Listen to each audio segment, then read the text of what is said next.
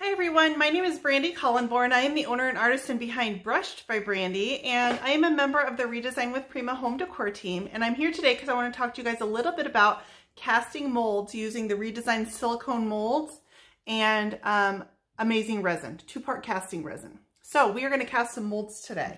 So this coming week, I'm really excited because Redesign with Prima has some new molds coming out. So this is one of them that we're going to use today. See those regal lions? And that's called Royal Emblem.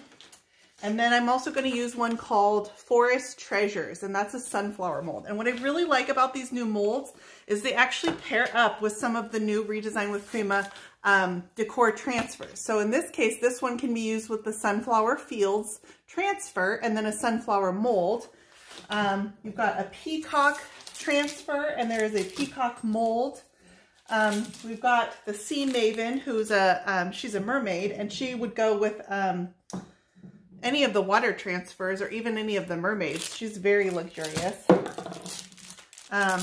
Here's a nautical one that goes with some of the nautical transfers. And then another cool one is there are some leaves that go with the tropical transfers. So I really like that they paired them up and made them matched sets.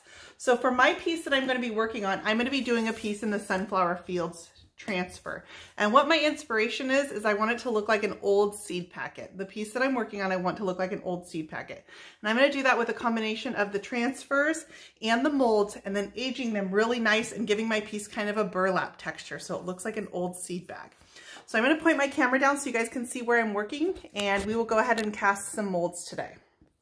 So the one we're going to cast is this guy here, and it's because I love these lions and I really want to see those details come out when I cast this mold.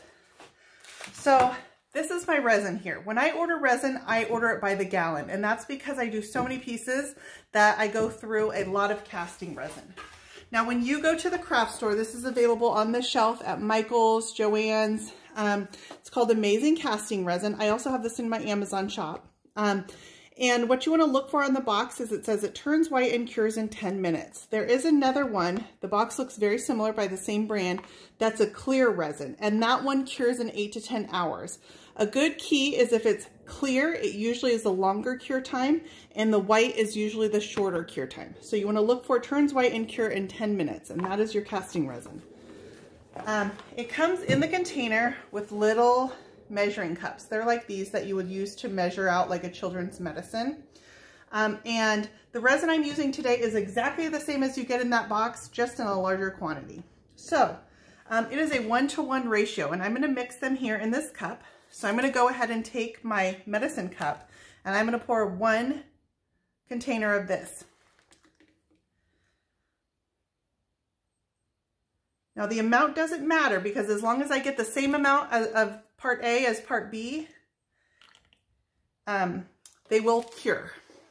So this resin is really forgiving. If you're slightly off in your mixture, it will still set up. Some of the cure or the clear coating resins, if you are off in your mixture, they will never set up. So I did 1 part of my part A mixture, 1 part of my part B, and I poured them into the same cup. Now when you first start mixing, it's got kind of a milky consistency, and I want to stir this till that milkiness sets up, and that's only about 30 seconds. You don't want to stir too long, because remember, you'll only have that 10-minute cure time, and if you don't pour this fast enough, you will end up with a beautiful cast of your cup. So can you see how that got a little more translucent than it was when I first started? So when I'm pouring molds, I always like to make sure that I have extra molds out, and that's because I don't want to waste any resin. So I would rather have too much cast than not enough. And I will pour extra molds and then put them in a shoebox, and then I can use them as I need them. So I'm going to pour this guy here. Now I prefer to underfill my molds versus overfill them. So I make sure that I pour it very slowly, almost drizzling in some of the details. It is a liquid. And I'm going to go ahead and pour this emblem that's in the middle here because I have enough.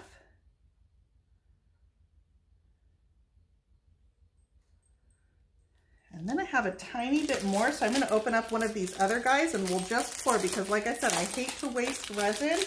I would rather cast it and have an extra mold than not enough. So I'm just going to cast one of these guys from the nautical. called Mariner's Voyage, just because they're nice and small, and I'll be able to use this little tiny bit of resin that I have left in my cup. I may have enough for this lion. I'm gonna go ahead and try the lion.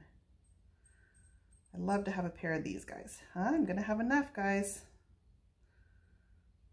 Okay, and you'll notice as I get towards the end, I'm just drizzling it into the mold, and I'm gonna let my cup empty out completely. I can feel my cup start getting warm, and that means that that chemical reaction is taking place. And then I'm just gonna take the popsicle stick that I stirred with, and I'm gonna help my resin. It's a liquid, but I'm gonna help it find the really fine details on my mold. So I'm gonna push it into the corners, make sure that it fills every little detail on this mold. Some of the tails on the lions are really fine. So resin works nicely because a lot of the Redesign molds have really fine details, really small, you know, these little fingers here on the steering wheel that can be really hard to get into with some clays and other material, but the resin, because it's a liquid, it will find it naturally. So this is a mold that I've already poured, and I poured this just about 10 minutes ago. So I can feel it, and it feels warm to the touch, and that's how I know it's starting to set up. When it starts hardening, can you guys hear this? That's how I know that it's set up in my mold. So these are still kind of fresh. See, I've got a little corner here that's not quite all the way set up. There's some little spots here that are a little bit translucent. So those are still needing a little bit more time. But you can see on this one that we just poured, the lions, you can see how the tops of them have already started turning white. So those are going to cure really quickly. Now I feel like this one here, I could go ahead and pop out. When I'm popping the mold, applique out of the mold, I will work my silicone around the edge of my resin. And then you get that pop.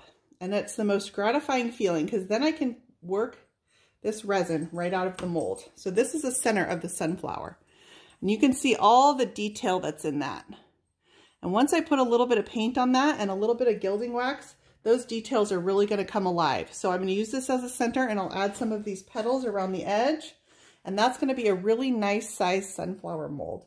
So I'm going to let these sit for a little bit longer, and I'll be able to pop them all out along with my lions that we just cast. But I think you guys can see from that how easy it is to cast these appliques using the silicone molds from Redesign with Prima and a 2-part casting resin. Okay, I wanted to talk to you guys about filling a Redesign with Prima silicone mold, making your appliques using hot glue. So I've got my hot glue gun here, and I choose to use one of the larger guns, and this is a high temp glue gun. And the difference that makes is your glue is going to flow a little bit faster, so you'll be able to fill the mold faster, and that helps you to not get air bubbles in your finished mold. Air bubbles creates an uneven surface, and they just don't look quite as nice painted. So my glue gun has been sitting here heating up for a few minutes. I've got a nice new stick in here. I'll probably use near all of this to fill one of these molds. And I'm going to go ahead and start pouring it. So I start and I kind of work in a circle, and I'm going to push my glue to feed my gun a little bit faster.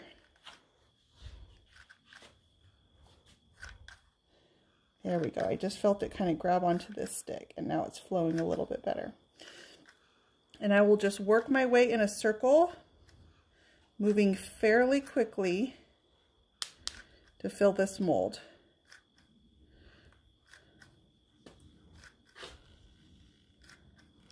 I'm getting to the end of my stick. Now I'd rather make sure that I've got the entire front of my mold filled, even if it's a little more shallow. All that's going to mean is that my back is a little more shallow than my front is.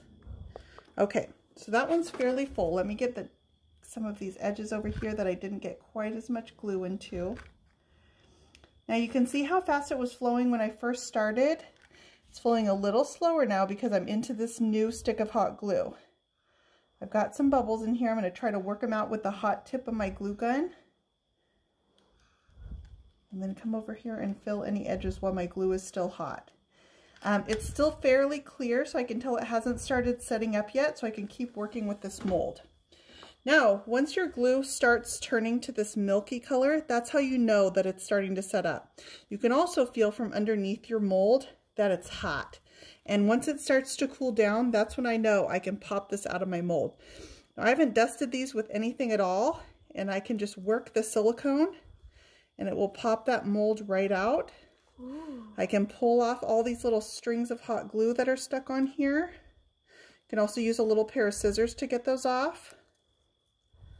And then this is ready to go onto my piece. I use Tight Bond Quick and Thick glue to glue my molds on. This is still nice and flexible, so I could get this on a curved surface fairly easily right now. As it cools down, it will start losing that flexibility. Now I want to show you some of the pros and cons of using hot glue. If you guys look closely at my mold here, you can see I got an air bubble right here. There's a couple air bubbles in here.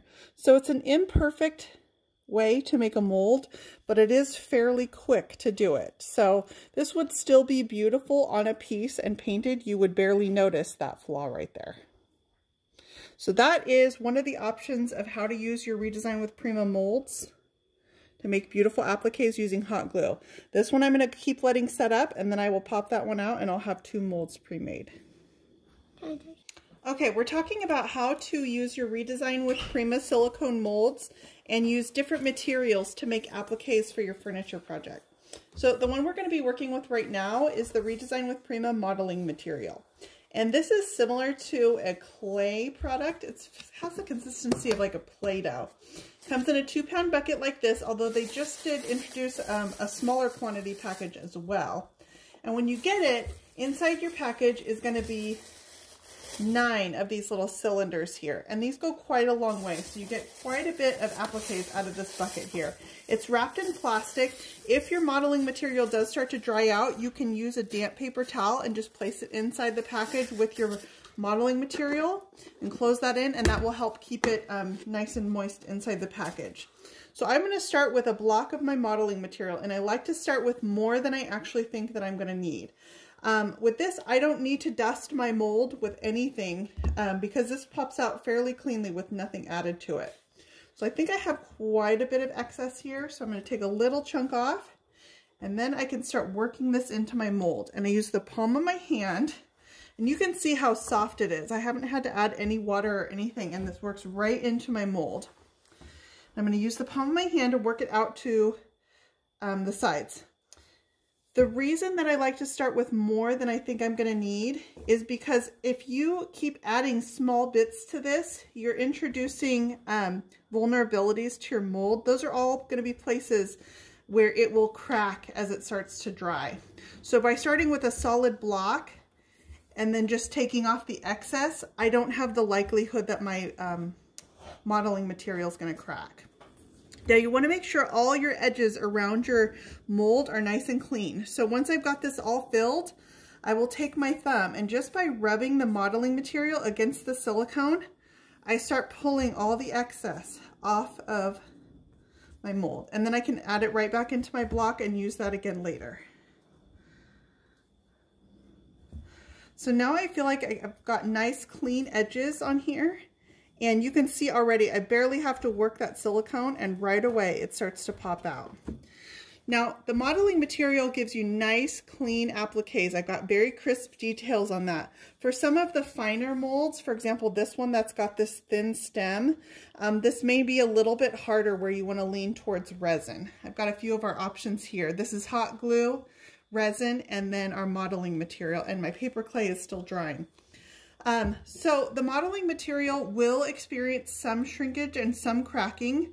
To minimize that, you can let it dry inside your mold, and then if you pop it out, now while it's still wet, it is flexible, so I can put it on a curved surface now if I like. So it does have that flexibility, but it does give you nice, clean, crisp details. I will post pictures in a blog post of all of these once they're dry too, so that you can see how this looks once it's dry as well.